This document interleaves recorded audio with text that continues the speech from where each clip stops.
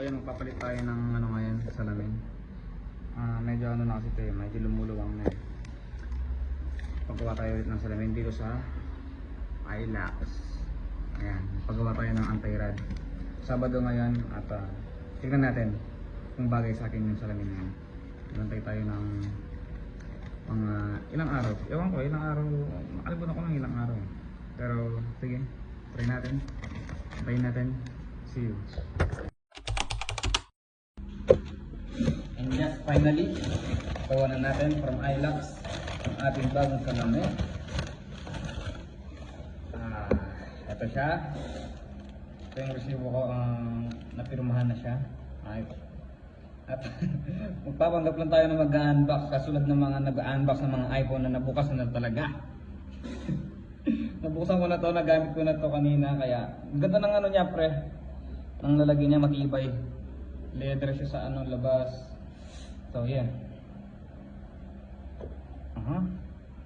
Pinalot ko siya, sadya akong pinalot.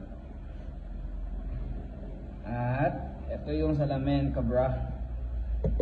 Not a big deal, but you know, just appreciate it.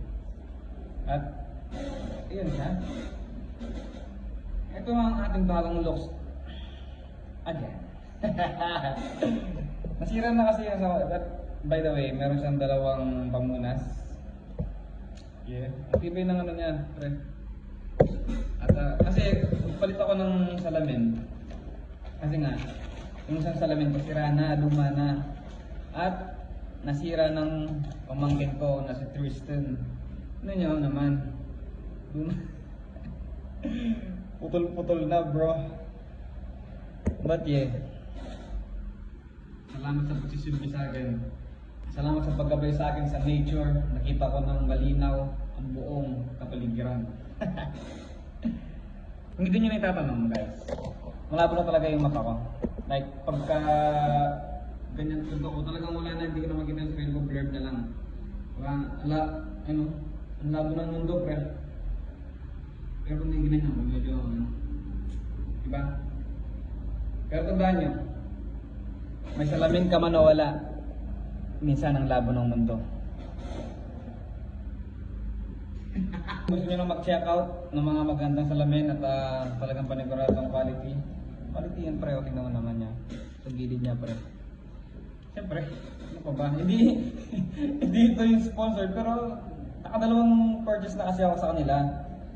Binigyan ako ng discount ngayong pangalawang purchase ko. At okay din yung discount, man.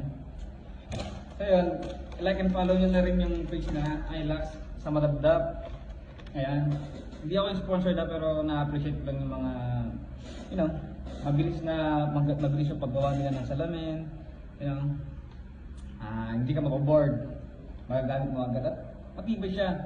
Kaya nga lang nasira yung salamin ko kasi talagang gamit na gamit talaga yun pre. Pinangbubundok ko yun, pinag-iilog ko yun. Kung saan na nahulog yun, naupuan ko sa kababayan ko rin. Di ba? Pero matibay siya pre, nagtagal siya sa akin. Kaya yan, Ilax #1.